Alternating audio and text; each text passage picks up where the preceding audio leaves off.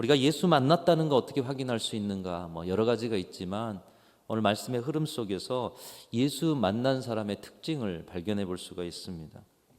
예수님을 만나고 예수님의 찾아오심을 경험한 사람들은 예수님 만나기 전과 예수님 만난 후의 삶이 확연하게 달라집니다.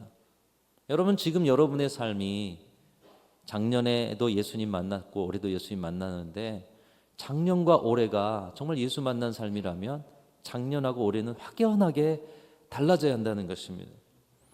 흔히 성형외과 광고에 성형 전과 성형 후 이렇게 좀 달라지지 않습니까? 우리가 예수님 만나기 전과 만나기 후가 확연하게 달라질 수밖에 없습니다. 우리가 사용하는 역사적 표기에 기원전 하면 BC로 약자로 표기하고요.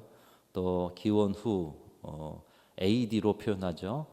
그런데 그 기준이 뭡니까? 예수님이잖아요. BC는 Before Christ 해서 예수님 이전에 오시기 이전의 역사, 그리고 아노 도미니 해서 주님의 날, 주님이 오심으로 인해서 시작된 인류의 역사 해서 기원 전과 기원 후로 나누듯이 예수님이 기준이듯이 여러분의 인생과 신앙의 여정에 예수님 만난 전과 후는 확연하게 다른 신앙과 인생의 자리를 갖게 되는 것입니다.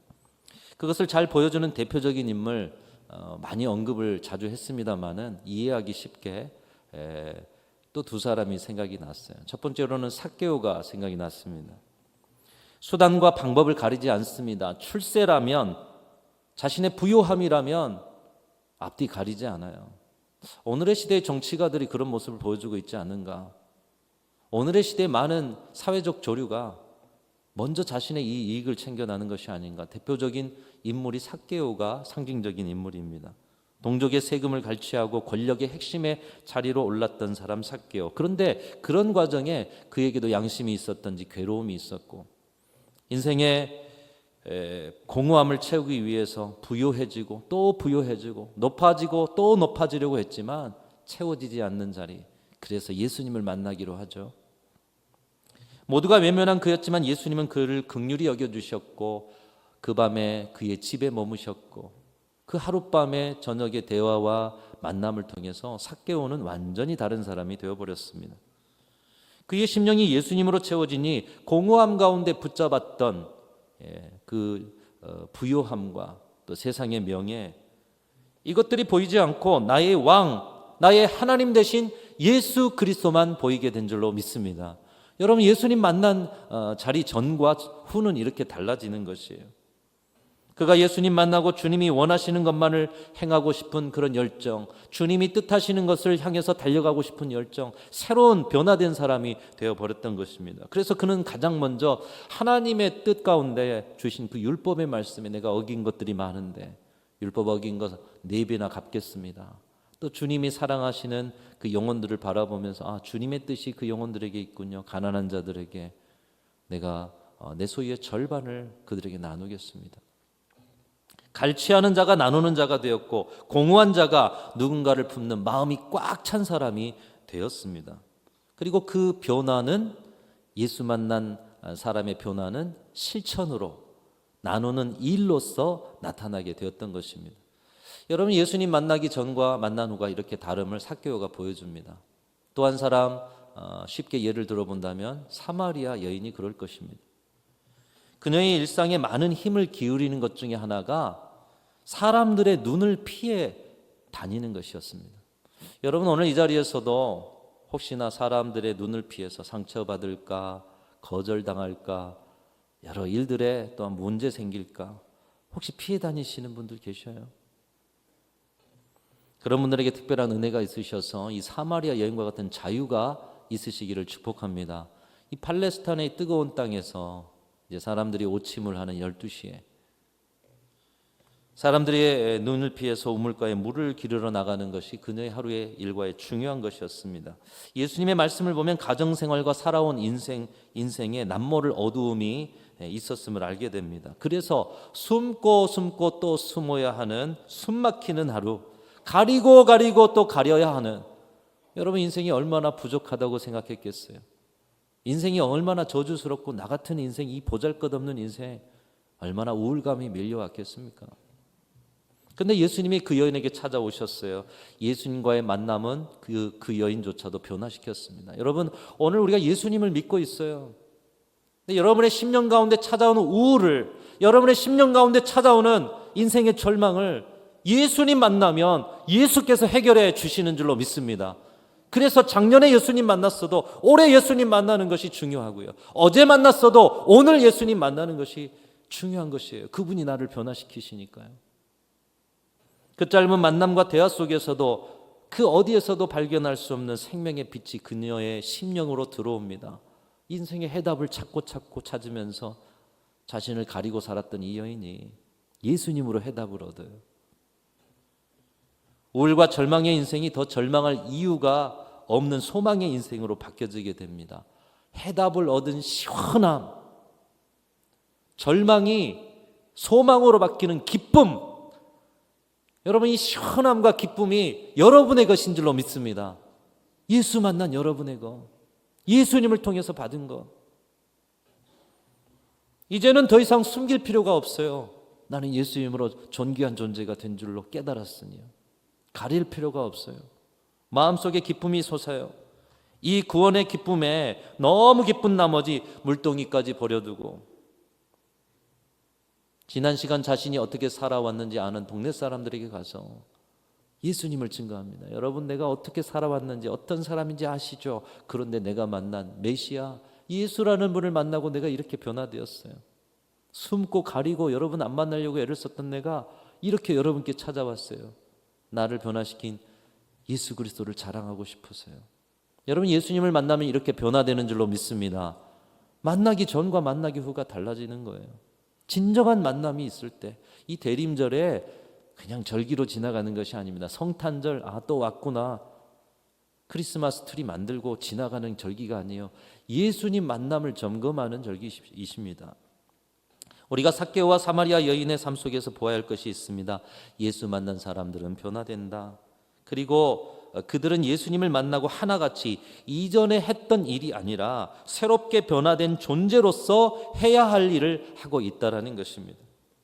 변화가 일로 나타났어요. 변화가 그들의 움직임의 실천으로 나타났어요. 삭개오는 자신의 집착의 산물인 물질을 예수님처럼, 물과 피를 다 내어주신 예수님처럼 가난한 자들에게 나누고 또 나누는 그 일로, 새로운 일로 그의 변화가 나타났고요. 이 사마리아 여인도 마찬가지입니다. 남의 눈을 피해서 다녔던, 물길로 다녔던 그의 일이 바뀌어서 이제 예수님 증거하는 삶으로 살게 되었다는 것입니다. 예수님을 만난 사람들은 이전에 해왔던 일이 아닌 새롭게 변화된 존재로서 해야 할 일을 해야 한다는 것입니다.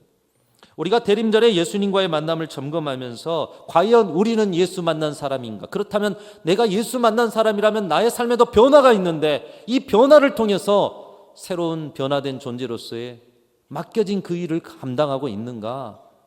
여러분이 지금 하고 있는 일이 여러분의 변화의 모습을 보여주고 있어요. 여러분이 예수님 만나고 변화됐다면 변화된 새로운 존재가 하는 그 일을 감당하고 계실 것입니다. 그러나 그 일이 없거나 새로운 존재로서의 그 기쁨 가운데 움직임이 없다면 예수 만난 자인가? 이 대림절에 점검하셔야 한다는 것이죠.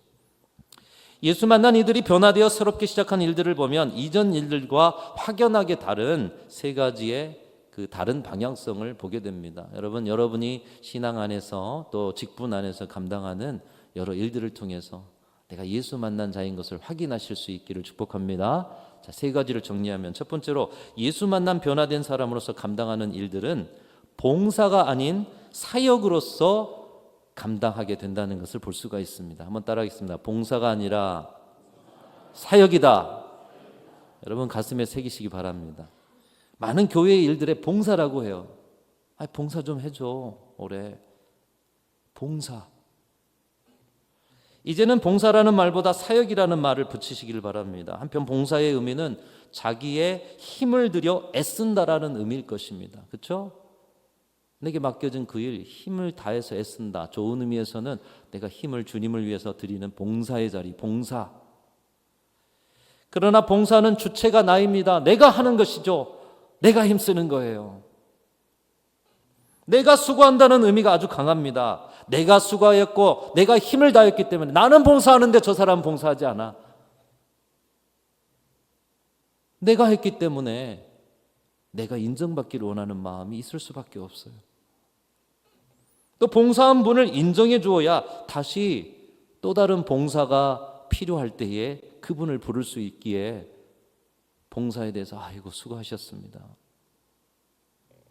그래서 연말이 되면 흔히 내년에 봉사할까 말까 고민을 합니다. 하나님의 부르심, 하나님의 뜻에 대한 고려보다도 내가 내년에 올해처럼 이 정도 수고할 수 있을까? 이 정도 희생하는 것이 내게 어떤 도움이 될까? 내 삶의 상황과 내 삶의 여건은 어떻게 될까? 내 선택으로 고려합니다. 여러분, 이런 관점이 봉사의 관점입니다. 주도권이 하나님께 있는 것이 아니라 나에게 있는 거예요. 봉사하십시다. 내가 좀 바빠서 봉사하십시다. 내가 좀 올해는 조금 내년에 다 내가 되잖아요. 그렇죠? 그러나 사역은 내가 주체가 아니라 나를 부르신 주님이 주체가 되어서 일하는 자리가 바로 사역의 자리인 것이죠. 사역은 의미가 주님이 시키신 일이라는 거예요. 주님이 시키신 일.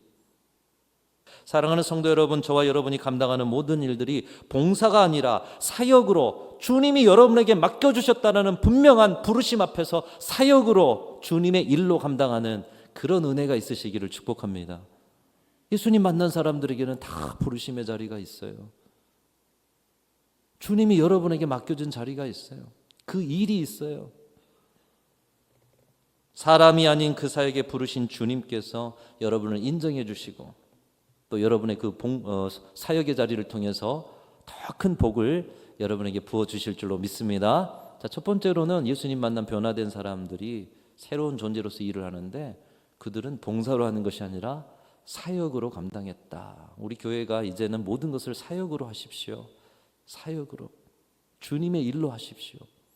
내 봉사로 하지 않으시기 바라고요. 두 번째로는 예수님 만난 변화된 사람으로서 감당하는 일, 취향과 기호가 아닌 부르심에 복종하는 마음으로 감당하게 된다는 것입니다.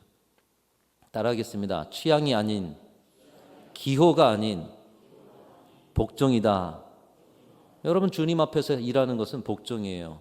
조금 유하게 표현하면 순종이라고 표현하고도 싶은데 오늘 저에게 주시는 감동 가운데 주시는 말씀, 저는 복종이라고 표현해야 된다고 주님이 제게 말씀을 주셨어요.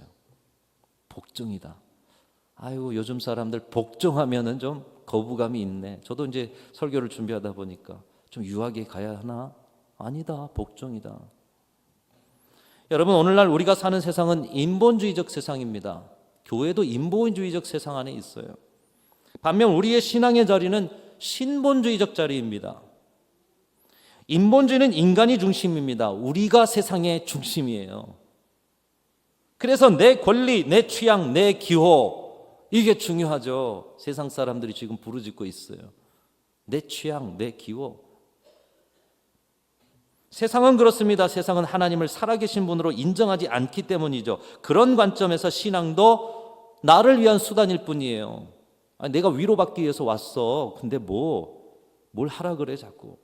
저 하라고 말씀드린 게 아니에요. 여러분, 내가 위로받기 온 것은 종교고요. 주님이 나를 부르셔서 주님 안에서 주님의 자녀로 주님을 위해 살아가는 것이 신앙입니다. 근데 세상은 인본주의적인 그런 관점이기 때문에 하나님을 인정하지 않기 때문에 우리 신앙도 나를 위해서 있는 거예요. 때로 위로가 필요하고 의지할 것 없을 때 삶에 위안을 주기 위해서 누군가 참 잘 만들어놨네. 나는 이 색깔이 맞아. 기독교 색깔이 맞는 것 같아. 나는 불교 색깔이 맞는 것 같아. 개인의 권리, 취향, 기호, 서로의 이해관계 속에서 여러분, 오늘의 시대가 어떻습니까? 모두가 자기 소견에 오른 대로, 자기 취향에 오른 대로, 자기 기호에 오른 대로. 세상이 왜 시끄러워요? 자기만 있어요. 공동체는 없어요. 자기만 있어요. 함께하는 사람들은 안 보여요. 인본주의적 세상이 만들어낸 어둠의 세상입니다. 그래서 가정과 부부와 교권과 금기와 진리와 같은 무너지지 않아야 할 자리들을 지켜내지 못하고 북극의 얼음 녹듯 이제 정말 그 선을 넘어서 다 녹아가고 있어요. 그러나 우리 기독교 신앙은 그렇지 않습니다. 우리가 이 땅에 오기 전, 세상이 시작하기 전 이미 하나님은 이 세상 가운데 존재하고 계신 분인 줄로 믿습니다. 그 하나님이 세상을 창조하셨어요.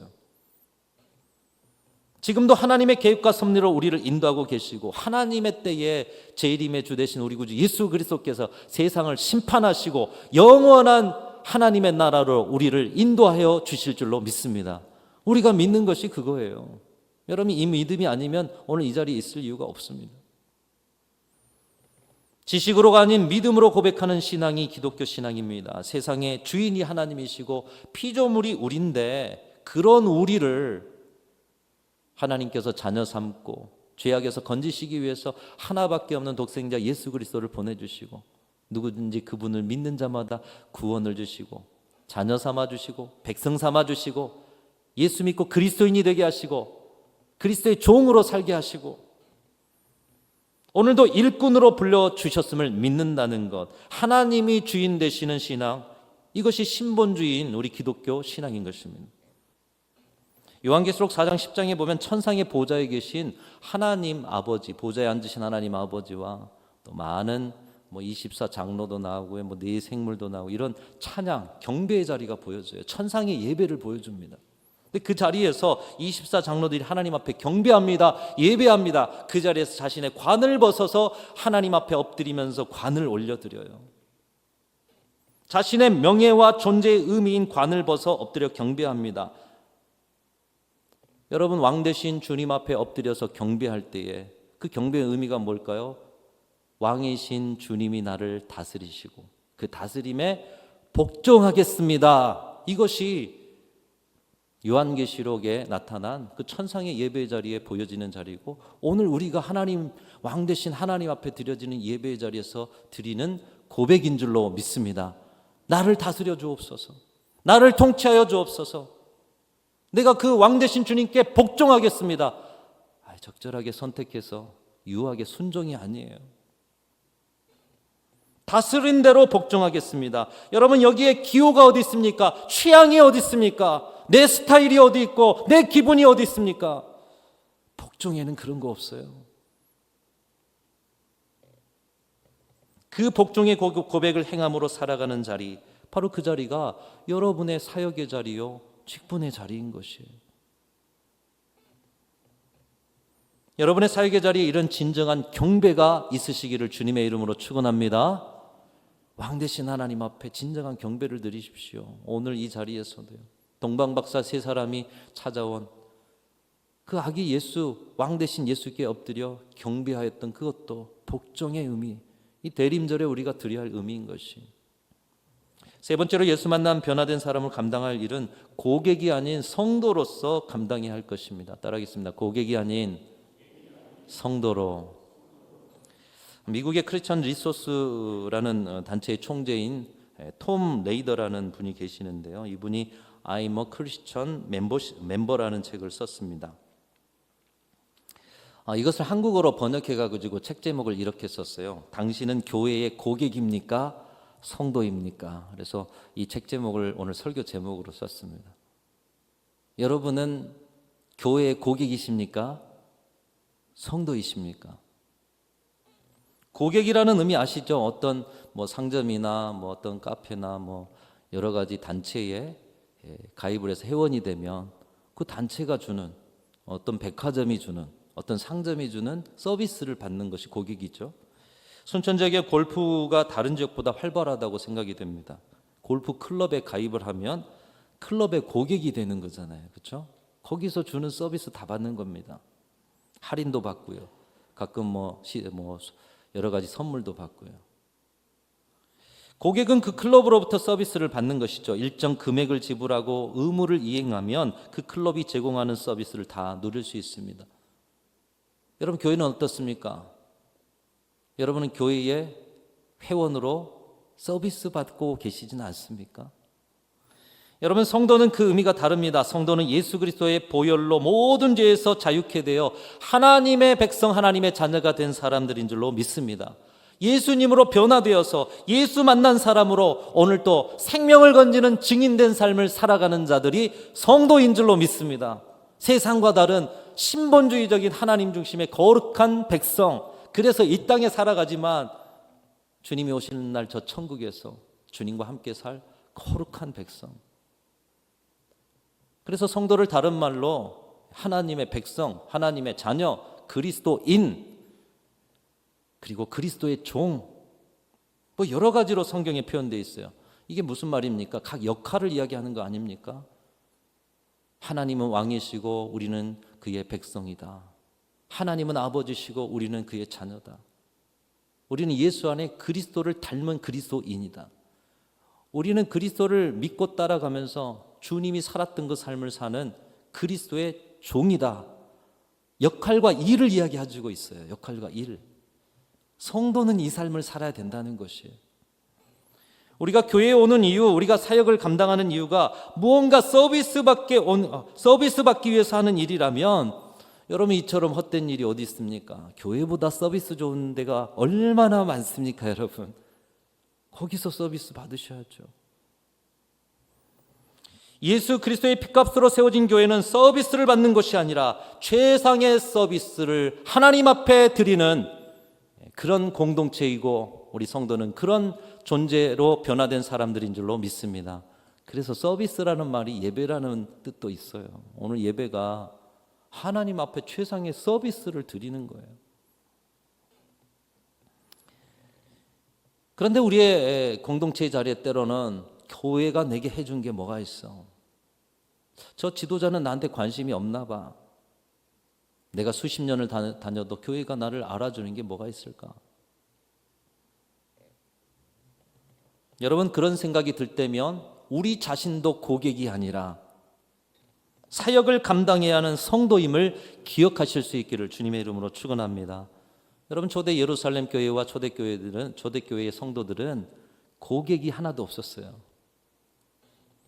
그렇지 못한 고린도 교회를 향해서 사도 바울이 너희들은 그리스도의 몸이다, 지체다. 다시 말하면 여러분, 여러분의 몸을 생각해 보십시오. 놀고 먹는 지체가 있습니까? 손이 놀고 먹습니까? 발이 놀고 먹습니까? 장기가 놀고 먹습니까? 모두 다 일하는 거예요. 고객이 없어요. 모두가 일하는, 자신의 역할을 갖는, 그래서 몸을 건강하게 하는. 그래서 오늘 본문 말씀에 손이 열심히 일해요. 그것이 온몸을 복되게 만들죠. 뿐만 아니라 온몸이 복되면 손이 또 복돼요. 그게 교회의 원리라는 것이에요. 교회는 고객이 아니라 성도가 함께 이룬 곳이라는 거예요. 사랑하는 성도 여러분, 우리 순천중앙교회는 한 사람도 고객이 없기를 간절히 소망합니다.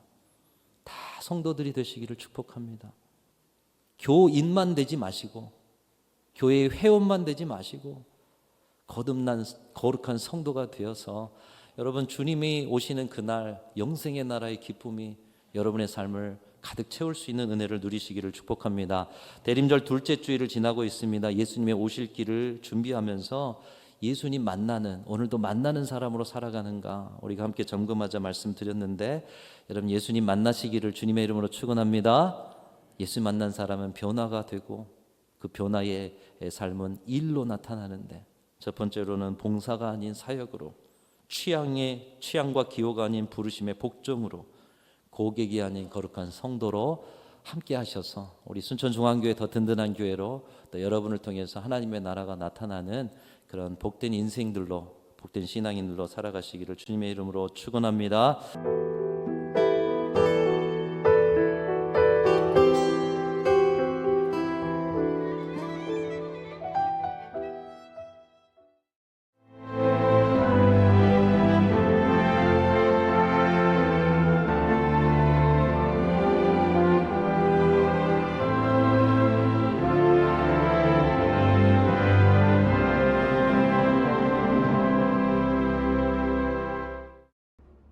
철에는 판타지가 있다.